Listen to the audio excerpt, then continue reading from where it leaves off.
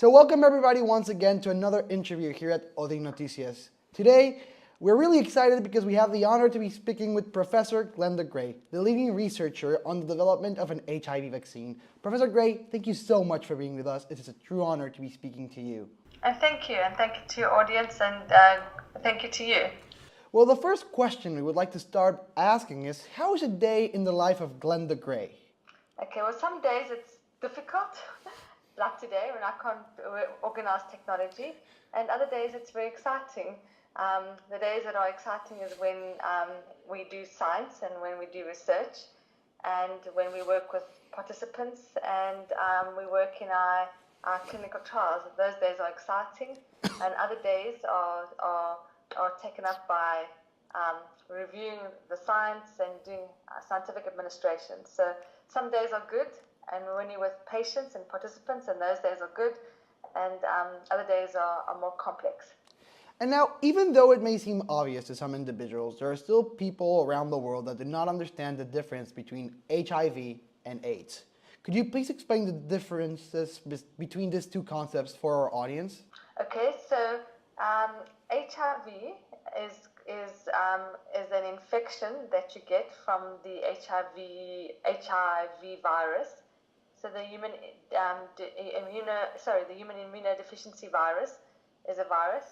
You get HIV-1 and HIV-2, and HIV is caused by HIV or AIDS is caused by HIV-1, and that is so HIV infects you, and you get an HIV infection. You then get an HIV disease, and without treatment, this can progress to AIDS, which is acquired immune deficiency syndrome.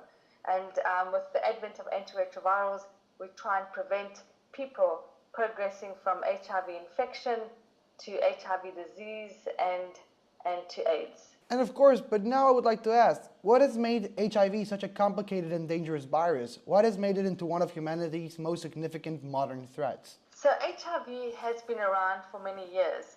And when you start going back to old samples, you can see that possibly even as early as the 1950s, HIV was starting to circulate at a global level.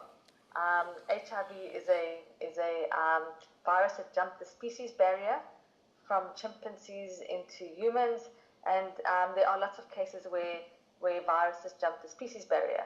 So HIV jumped the species barrier and started to infect people, and as it started to take hold, more and more people got infected with HIV.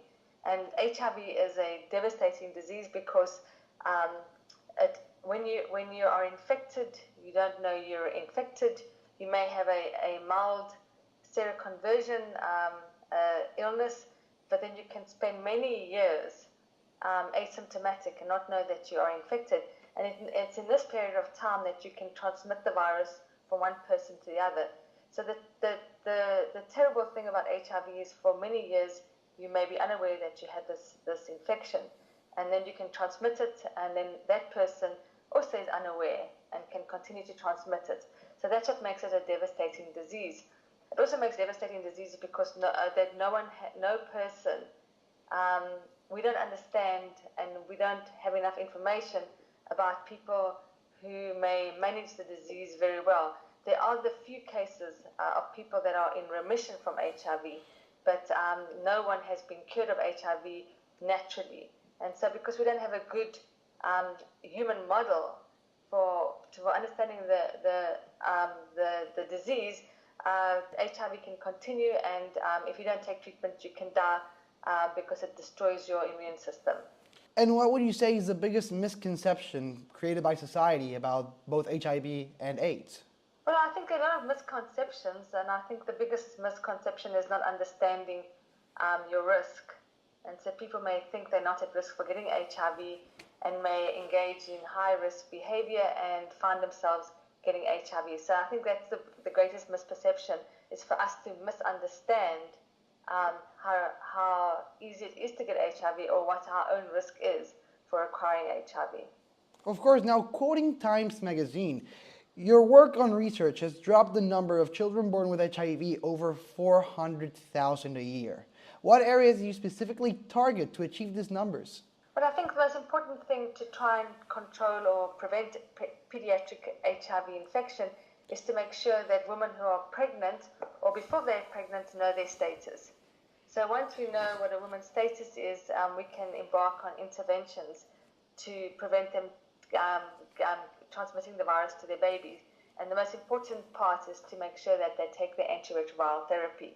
And so the best way and the most potent way to prevent mother-to-child transmission is to make sure moms take treatment when they're pregnant and when they're breastfeeding, so that they don't transmit the virus to their baby. And so the work that I did was to start to try and understand which are the best interventions and which interventions work when women did not know they were HIV positive during pregnancy. And so the best way to control pediatric HIV is diagnosis of HIV in women that are going to have babies, making sure that women have treatment so that they don't transmit the virus to the baby, and making sure that the baby, when is born, is on antiretroviral prophylaxis. And so that is the best way to try and prevent mother-to-child transmission. And now, Professor Gray, you're currently the leading researcher for the creation of an HIV vaccine. How are you trying to create this vaccine? Isn't it hard to attempt to eradicate one of humanity's most dreaded viruses?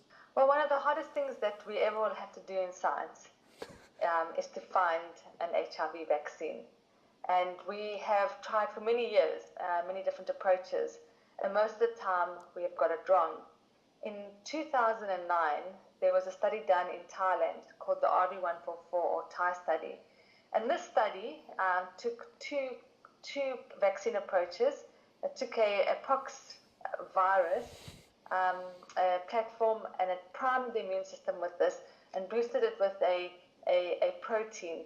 And in this study, there was modest efficacy.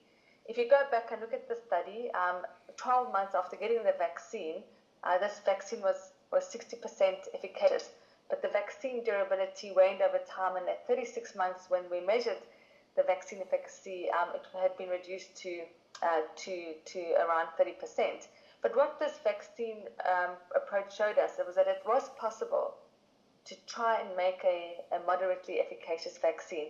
So we took those findings in 2009, and we said, how can we take this vaccine concept forward?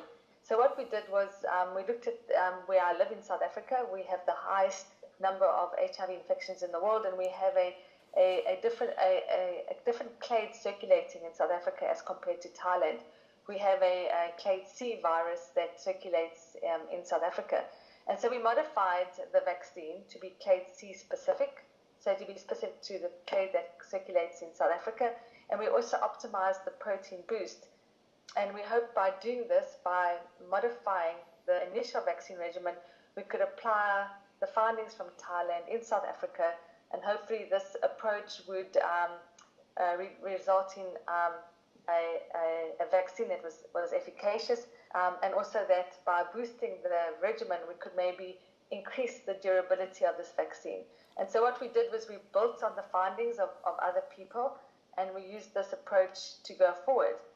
Just recently, I'm sure you have heard, we launched another vaccine approach in South Africa that will be conducted in South Africa and in Southern Africa, and that's to look for a global vaccine. So we're trying a vaccine for South Africa, and we're saying, okay, well, can also help find a global vaccine. And so we launched another study a few weeks ago where we're looking at an adeno-26 vector, a highly immunogenic vector with the antigens of many virus strains from across the world put into this prime, and we're going to boost it with a new protein.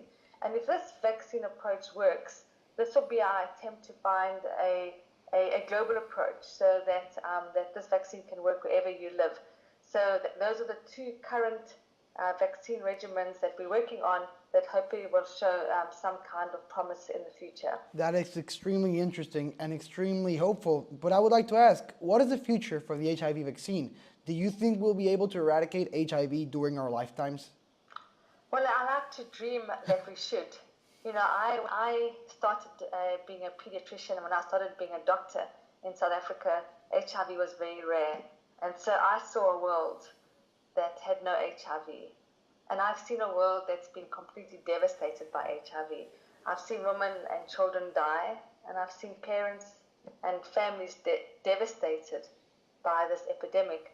And now, as I am entering the late stages of my career, I'm beginning to say, is it possible for me in my lifetime to help find solutions to control or possibly minimize the impact of HIV at a global level? And I do believe that in my lifetime, we will find potent interventions that will begin to control HIV and erode and fight back this virus that has claimed so much of our young people at a global level.